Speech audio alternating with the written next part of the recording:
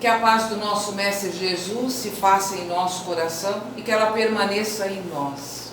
Vamos serenando a nossa mente, o nosso coração, deixando as nossas preocupações, as nossas amarguras e tristezas nos braços de Jesus, para estar aqui agora em mente e coração.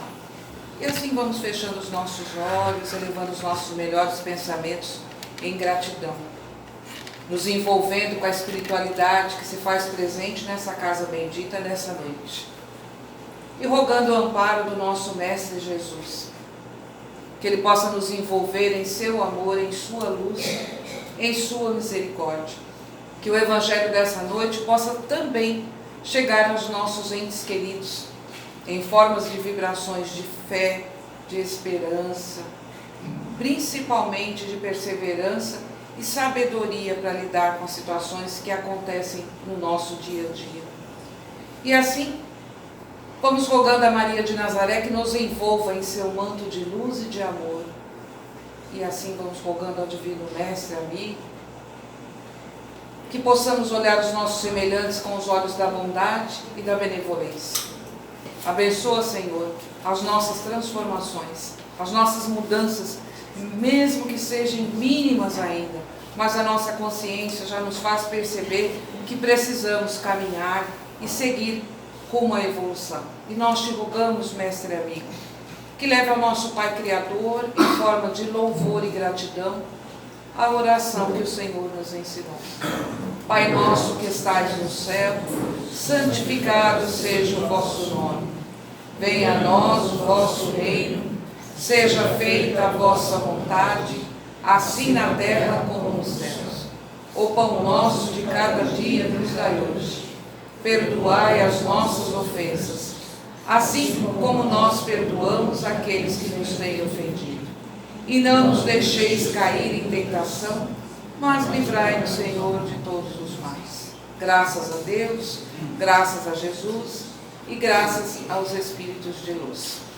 Novamente uma boa noite a todos. Meu nome é Célia, sou uma aprendiz do Evangelho e venho nessa noite com o que eu tenho de melhor dentro do meu coração, que é o amor, compartilhar com os senhores a minha compreensão sobre o Evangelho do nosso Mestre Jesus, à luz da doutrina dos Espíritos.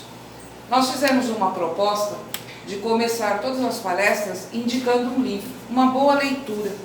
E nós trouxemos hoje para divulgar e para aqueles que têm interesse em conhecer o Evangelho dos Animais, que foi escrito pela médium Sandra Denise Calado e é uma psicografia da equipe espiritual da ASEAMA. É o Evangelho dos Animais. Eu li, é um excelente livro, uma excelente leitura para aqueles que querem se aprofundar, como são os animais perante a espiritualidade, como nós devemos tratar os animais. Então, a nossa indicação é o Evangelho dos Animais. Outubro é um mês muito especial para todos nós. Começa com o dia 3, que foi ontem, que foi a lembrança do dia do nascimento de Allan Kardec.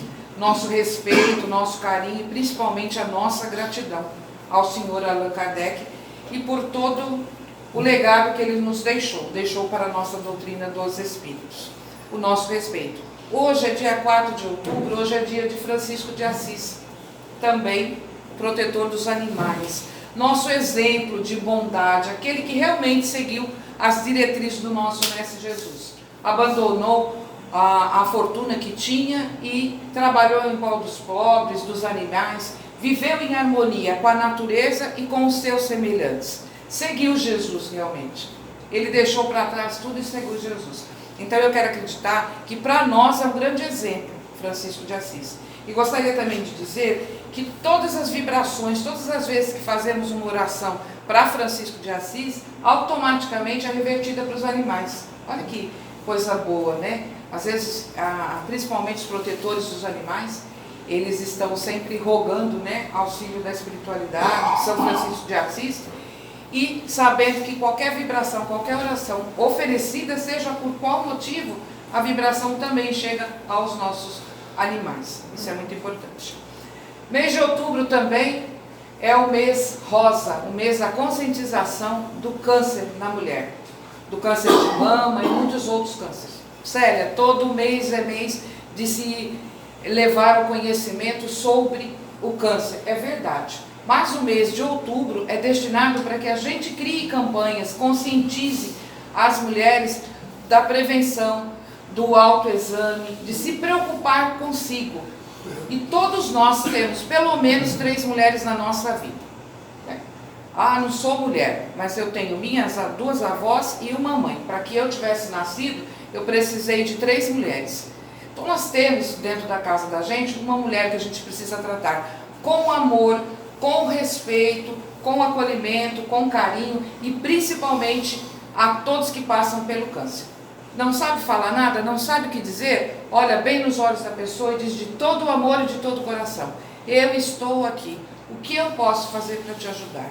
O acolhimento, o abraço é o que a pessoa precisa nesse momento que está enfrentando a passagem pelo câncer. Então vamos nos unir, não só em outubro, mas principalmente em outubro, cuidando das nossas mulheres. E como não falar do dia dos professores? Os professores que nos ensinam a profissão, a cada um de nós, o juiz, o advogado, o médico, o gari, a doméstica, o cozinheiro, todos nós precisamos do professor e temos que ter o respeito e ajudá-los na construção de um mundo melhor, educando os nossos filhos para enviar para as escolas, para que eles possam ter a noção da educação já a partir de casa. Nosso respeito e a nossa gratidão a todos os professores. E assim nós começamos a nossa noite.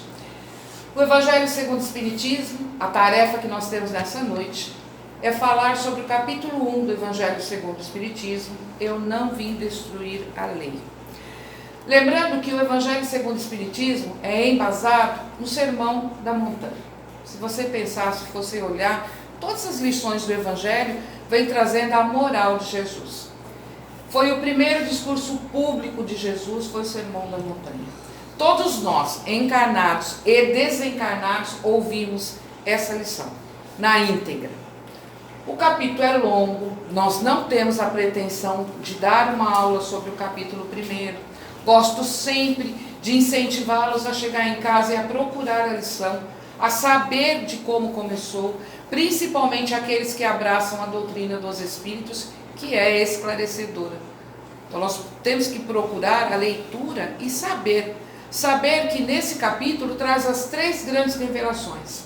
A primeira, que é de Moisés, que tira aquele povo escravizado do Egito e traz para a liberdade, para trazer para um Deus único, trazer os ensinamentos de Deus e a liberdade. Então eles passam lá 40 anos no deserto, um trajeto que poderia ser feito em 40 dias se faz em 40 anos. Por quê? Porque havia necessidade de ensinar aqueles homens cruéis, acostumados a serem escravos, para a liberdade, mas também para os seus deveres e obrigações. Porque eles estavam acostumados à ilusão daquele mundo e dos vícios. Qualquer semelhança não é mera coincidência. Já naquele momento, já havia preocupação de trazer para a liberdade esses homens. A segunda grande revelação é o nosso Mestre Jesus encarnando entre nós e dando através dos seus exemplos as diretrizes, mostrando as leis divinas de uma forma que fossem executadas com amor. E a terceira revelação, que é o Espiritismo Consolador prometido pelo nosso Mestre Jesus, que vem também esclarecer o que Jesus na época falou através de parábolas, falou difícil de entendimento para aqueles que ainda não compreendiam as leis de Deus. Então, qualquer mera coincidência, qualquer mera situação também não é coincidência. Nós passamos até hoje por essas dificuldades, temos dificuldades de entender as leis divinas. Da mesma forma que o nosso Mestre Jesus veio e disse, eu não vim destruir a lei, assim também o Espiritismo não veio destruir. Veio também esclarecer e ajudar os homens a conhecer e colocar na sua vida as leis divinas. Nós trouxemos um pedacinho desse capítulo, que está em Mateus capítulo 5, versículo 17 ao 20. Na verdade, o Sermão da Montanha começa no capítulo 5 e vai o capítulo todo, praticamente, do Evangelho. Não cuideis que vim destruir a lei ou os profetas. Não vim abrogar, mas cumprir. Porque em verdade vos digo, que até que o céu e a terra passem, nenhum jota ou um tio jamais passará da lei, sem que tudo seja cumprido. Quaisquer, pois, que violar um desses mandamentos, por menor que seja, e assim ensinar aos homens, será chamado menor no reino dos céus. Aquele que, porém, que cumprir e ensinar, será chamado grande no reino dos céus. Porque vos digo que se a vossa justiça não exceder a dos escribas e fariseus, de modo algum entrareis no reino dos céus. Está em Mateus capítulo 5, versículo 17 a 20. Muito bem. A primeira lição que nós tiramos desse pedaço, desse trecho do Evangelho de Mateus: a importância do bom exemplo. A segunda lição: a responsabilidade do ensinar. E aí eu me coloco como exemplo. Eu sou um instrumento para falar sobre o Evangelho de Jesus para os senhores. Olha a responsabilidade. Eu não posso chegar aqui e falar do que eu acho, mas sim da compreensão dentro da nossa doutrina e dos ensinamentos que está escrito. Porque eu estou lidando com sentimentos e a inteligência e a compreensão dos senhores. Mas olha a responsabilidade dos senhores, da compreensão. A doutrina dos Espíritos vem nos dizer que nós precisamos ter a fé raciocinada. Então eu preciso prestar atenção se aquele palestrante, se aquela pessoa que está me dizendo algo correto. Será que está escrito isso mesmo no Evangelho? Será que eu vou ter a curiosidade de chegar em casa, pegar o capítulo e estudar essa lição para que eu tenha compreensão, ou eu vou acreditar apenas no que a pessoa falou? Eu tenho que me preocupar e pensar que tudo aquilo que eu ouço, eu vou decidir se é certo ou se é errado. Se está dentro da minha compreensão. Eu posso, sim, concordar com o que foi dito, mas eu preciso passar pelo crivo da minha razão e da minha inteligência para compreender se está certo ou não. Jesus veio naquele momento trazer as informações de modo a dizer assim: os escribas eram os homens, os doutores da lei, que sabiam ler e escrever, e passavam para aqueles que não sabiam, que era 98% da população que era analfabeto, a forma de compreensão que eles tinham. Será que tudo que eles passavam para aquele povo era correto? Era o que estava realmente escrito?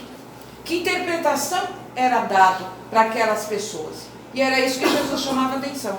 Que aqueles que ensinassem as leis de Deus de forma errada, seria o menor daqueles que teriam falado. E aqueles que falassem a lei corretamente, seria o maior no reino de Deus.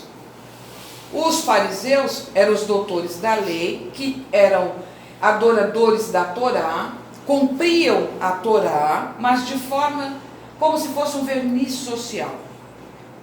Os 10 mandamentos, eles vinham no mesmo pacote que as leis dos homens. Quando Moisés trouxe a aliança entre Deus e os homens, ele trouxe também a lei dos homens, que era necessária para disciplinar aqueles homens cruéis, aqueles homens que estavam acostumados a dente por dente, olho por olho, a crueldade, a terem medo de algo. Então era um Deus punitivo, um Deus cruel, um Deus que tratava as suas criaturas de forma repreensiva. E ele colocou todas as leis como se fossem de Deus. Se ele chegasse e dissesse: essas são as minhas leis e essas são as leis de Deus, com certeza não iria ser visto da mesma forma. Então tudo era a lei de Deus. Jesus vem e diz: eu não vou modificar a lei.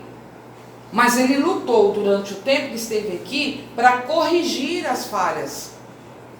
Ele tratou todos da mesma forma, dizendo que todos eram filhos de Deus, que era um pai amoroso, bom, e que era um pai que aquele filho que pedisse um pão, seria dado um pão. Aquele filho que pedisse um peixe, ele seria dado um peixe. Ele tirou aquela imagem que se tinha de um Deus punitivo, de um Deus cruel, mas sim de um pai. Ele comparou para que todos nós fôssemos irmãos, irmãos em Cristo. E todas as vezes que ele falava, ele nunca disse assim, eu acho, eu quero, eu vou fazer. Ele era a figura do amor, da plenitude do amor, da sinceridade, da humildade. E ele sempre disse, quem fala é o meu Pai que está em mim. Não sou eu que faço as obras, mas o Pai que está em mim. Ele nunca disse que era dele, ele disse, eu sou o caminho, a verdade e a vida. Ninguém chegará ao Pai senão por mim. Ele disse que nós precisávamos, naquele momento, como nesse momento atual, olhar de forma a cumprir as leis de Deus, porque ele passaria o céu e a terra, mas as leis divinas não passariam. A dos homens, elas são modificadas com o tempo, como já foi modificada desde Moisés até os nossos dias, já foi modificada várias vezes. O que para nós é lei, em outro país não é, em outra nação não é. Nós temos que compreender que nós modificamos, mas as leis divinas não. Da mesma forma que essas leis divinas, elas são para todos os orbes, para todos os planetas, não é só para o planeta Terra. Se nós estamos juntos, dentro desses bilhares de planetas que existem, é porque nós precisamos estar juntos, porque temos os mesmos defeitos, as mesmas necessidades de evolução. Somos diferentes? Sim. Estamos em experiências diferentes? Sim. Mas somos iguais todos perante a Deus. Ele nos trata com a mesma possibilidade, com as mesmas providências, com tudo que pode, como qualquer um. Ele não faz diferença, ele não escolhe um ou outro. Somos todos iguais perante ao Pai. Porém, somos diferentes, estamos em evolução diferente. Alguns já são mais amorosos, já compreendem que precisam melhorar as suas atitudes. Em compensação, outros ainda estão caminhando. Eu trouxe para falar para os senhores e gostaria que os senhores levassem para casa a reflexão, porque é assim, os 10 mandamentos, eles não vieram assim enfileiradinho. Eles eram o elo de Moisés e os homens e Deus, a aliança entre Deus e o homem, mas essas leis estavam juntas. Tanto que se os senhores forem procurar, os senhores não vão encontrar os 10 mandamentos na Bíblia, um atrás do outro. Eles estão em Levítico, estão em Deuteronômios, aqueles que quiserem procurar. E nem quando Jesus diz, que ele diz assim, amarás a Deus sobre todas as coisas e ao próximo como a ti mesmo, também não é palavra de Jesus, não é um mandamento novo de Jesus. Ele já existia em Levítico. Agora, o que eu gostaria de trazer para a reflexão de todos nós nessa noite? Nós falamos, se amar a Deus sobre todas as coisas e ao próximo como a si mesmo, com certeza iremos cumprir todas as leis divinas. Mas nós esquecemos de olhar como é que nós estamos, na nossa atualidade, com as leis de Deus, os 10 mandamentos. Será que recordamos desses 10 mandamentos? Então, rapidamente, eu vou fazer apenas uma colocação a respeito. Eu sou o Senhor teu Deus, que te tirei da terra do Egito, da casa da servidão. Não terá deuses estrangeiros diante de mim. Não farás para ti imagens de escultura, nem figura alguma, de tudo que há em cima no céu e do que há embaixo na terra, nem de coisa que haja nas águas debaixo da terra. Não adorarás, nem lhes dará culto. Nós estamos sempre colocando o homem acima de Deus. Nós adoramos o homem, nós nos decepcionamos com o homem, nós nos decepcionamos com os nossos semelhantes, mas a Deus mesmo, de adorar a Deus e louvar a Deus todos os dias como nosso Criador, estamos longe de fazer essa adoração. Precisamos refletir, somos criatura, e nós estamos sempre dizendo, e tem uma frase que eu acho assim, indigna, Deus é fiel. Os infiéis somos nós. Porque nós queremos que Deus cumpra e faça as nossas vontades, mas nós não fazemos a nossa parte. Nós não fazemos, nós não adoramos a Deus, nós não temos Ele como um Pai Criador, Nós não temos por ele um relacionamento. E na hora de cobrar, nós estamos sempre cobrando. Por que Deus fez isso comigo? Por que eu estou passando por isso? Por que será que Deus está fazendo isso comigo? Eu nem merecia. Que a gente reflita sobre o primeiro mandamento. O segundo: não tomarás o nome do Senhor teu Deus em vão. Ah, meu Deus! Ah, se Deus... Olha, Deus está vendo o que você fez para mim. Deus vai te punir porque você está fazendo com isso. Nós estamos sempre usando o nome de Deus em vão. Nas nossas picuinhas, nas nossas invejas, nas nossas crueldades contra os nossos semelhantes. Nós cometemos e fazemos todos os dias temos as mesmas atitudes. Lembra-te de santificar o dia de sábado. Nessa questão, Jesus mesmo, quantas vezes ele fez os seus milagres nos dias de sábado. Isso significa o relacionamento que eu tenho com Deus. Eu separo o meu trabalho, eu vivo para o dinheiro, eu vivo para o trabalho, para o ganhar, para o ter, ou eu tenho o meu lado, ou eu tenho o meu momento com Deus e com a espiritualidade que se faz presente em mim. Eu respeito isso em mim, eu respeito esse intercâmbio entre o Criador e eu, criatura. Honrar o teu pai e a tua mãe para teres uma dilatada vida sobre a terra que o Senhor teu Deus te há de dar. É o único mandamento com promessa. Honramos o nosso pai e nossa mãe?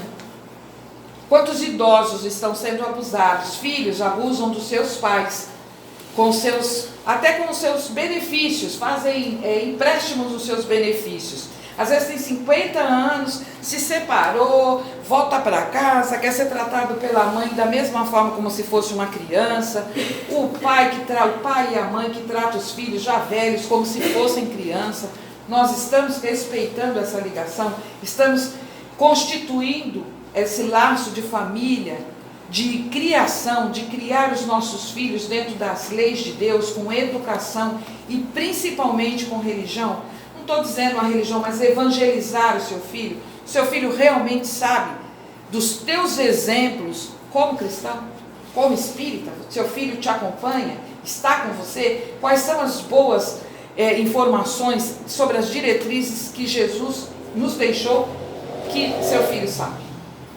E seu pai? Você honra seu pai e a sua mãe na velhice? Precisamos refletir. Não matarás. Nós estamos vendo o aborto, o suicídio e o descaso que um semelhante tem com o outro. Quando pode estender a mão, acaba dentro da frieza, cada um com seus problemas. Não traz para si, não ampara, não acolhe, não ajuda aquele que pode ajudar. Julga, mas não ajuda e não estende a mão. Não cometerás adultério, mas não só no adultério no sentido da promiscuidade, da traição do casamento, mas o adulterar. Nós estamos sempre com a malícia, falando mal e julgando o outro. Nós temos que julgar menos e acolher mais. Quando eu julgo, quando eu adultero a palavra do outro, quando eu bulo através da corrupção, porque eu acredito que a corrupção é só as grandes corrupções e eu esqueço das pequenas corrupções que eu faço no meu dia a dia. Quando eu bulo o radar, quando eu fico com o troco da moça do supermercado e acho que ganhei na loteria porque ganhei R$1 a mais. Quando eu não sou leal e quando eu não sou ético com o meu semelhante. Não furtarás. É justamente isso. Tudo que é meu, é meu. Eu não vou furtar a água, o gás, a luz, eu não vou fazer gato, eu não vou usar a pirataria, eu vou respeitar o direito da autoria do outro, como eu quero que respeitem a minha, eu também vou respeitar o direito do outro. Não dirás falso testemunho contra o teu próximo. Olha a maledicência, olha a maldade, olha a fofoca. Se alguém falar de uma fofoca, cale essa fofoca. Não vá à frente. A fofoca acaba quando chega num ouvido inteligente. Não desejarás a mulher do próximo. O mundo virtual também é traição, gente. Às vezes a pessoa fala as senhas de celular aquele que respeita a esposa que tem do lado, aquele que respeita o marido que tem do lado, o companheiro que escolheu. Não dá certo, nós sabemos que muitas vezes não tem condição de continuar junto, pare.